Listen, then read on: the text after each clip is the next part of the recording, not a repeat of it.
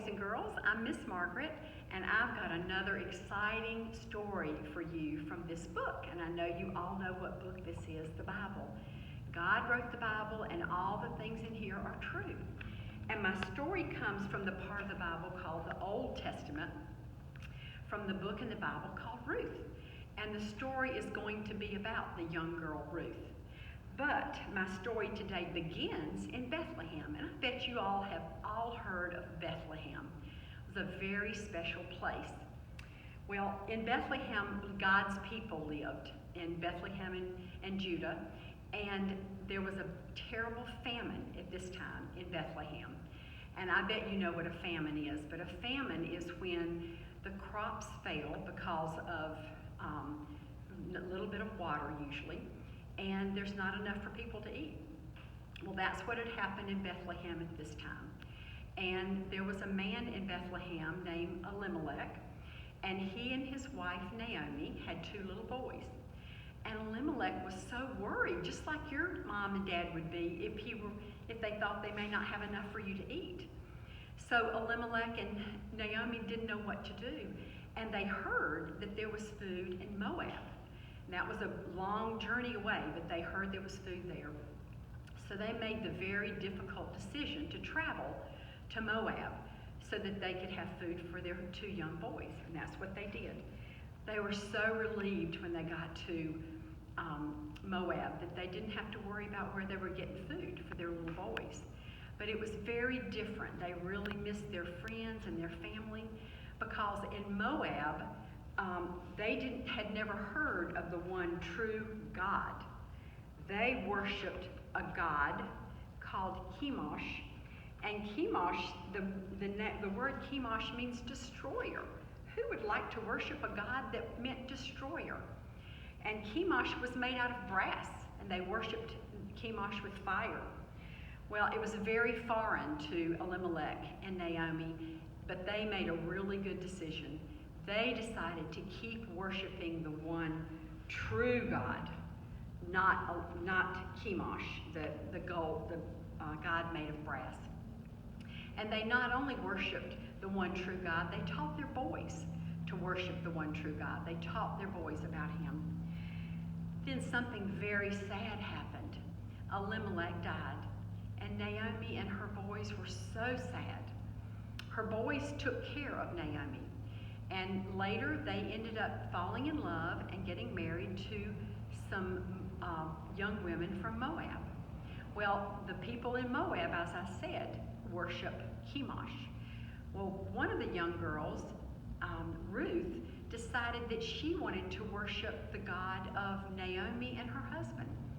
And she learned about that God, the one true God, and began to worship and serve him.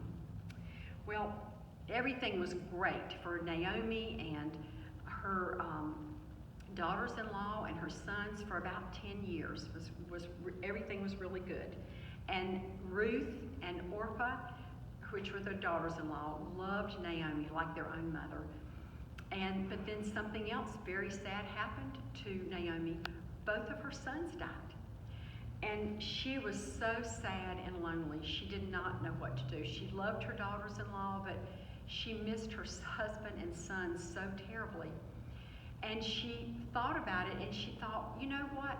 I'm going home. I've heard that the famine is over in Bethlehem. I'm going back to be among the people who worship the one true God. I have friends still there. So that's what she decided to do. And she told Ruth and Orpah that she was going to go back to where she was born and raised. Well, the girls were so sad because they loved Naomi, and they said, "Let us come with you." And Naomi remembered what it was like when she first went to Moab. She was very lonely without her family and friends. And so she told the girls, "No, you must stay here. You are young and you need to find husbands. I'm too old to have any more husbands for you. And I'm too old to find a husband that could take care of us." So she said, "You can go with me a little ways, but then you need to go home and be with your family. You will be happier." So she was being very unselfish. So the girls did. Ruth and Orpah walked with Naomi a long ways, and then Naomi said, "You girls need to go back to Moab and be with your family." Well, Orpah hugged and kissed Naomi, and then she started back to her village in Moab. Here is Orpah telling Naomi and Ruth goodbye. Well, Naomi turned to Ruth and said, "You must go too." And Ruth cried and said, "No, no, please don't make me go. Your people will be my people, and your God will be my God. I want to go with you."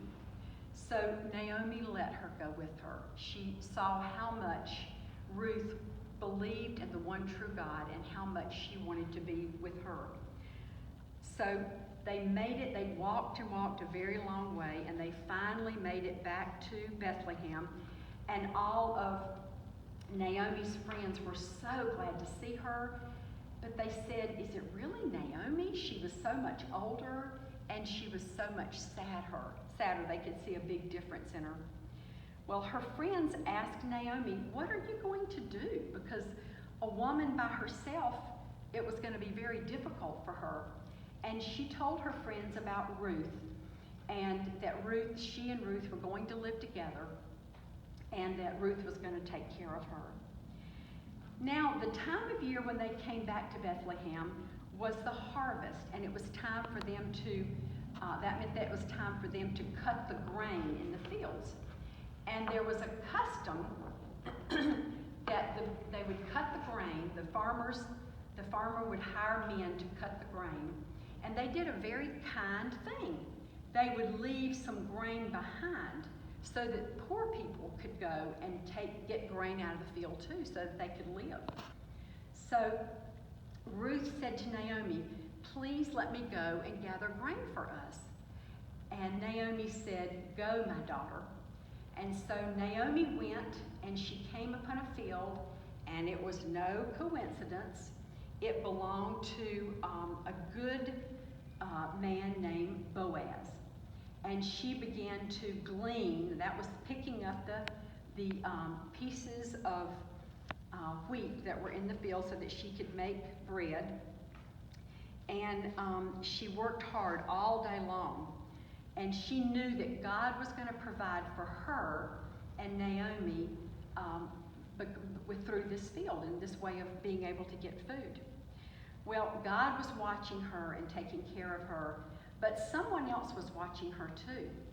Boaz realized that she was a stranger in their town in Bethlehem. So he asked one of his chief helpers, Seth, "Who is this young woman?" And he said, "She is the young woman from Moab that came back with Naomi to take care of Naomi." Well, Boaz was so impressed, and he had been watching her, and he thought that was such a kind thing that she loved Naomi enough to come back and take care of her, and that she trusted the one true God to take care of them. So Boaz went to his men in the field and said, "That young woman over there needs to be able to get anything she needs from my field. Do not harm her. Let her have all she needs to drink, and watch over her." And then Boaz went to Ruth and told her, "No, I want you to only come to my field to glean the wheat, and no one is going to bother you. And when you're hungry or thirsty, you share my food and water." Boaz was such a kind man. And so Ruth hurried home to tell Naomi. She was so thankful that God had put this man in her way, in her path, had taken her to the right field to meet Boaz. God was guiding her. Well, you won't believe what happened next.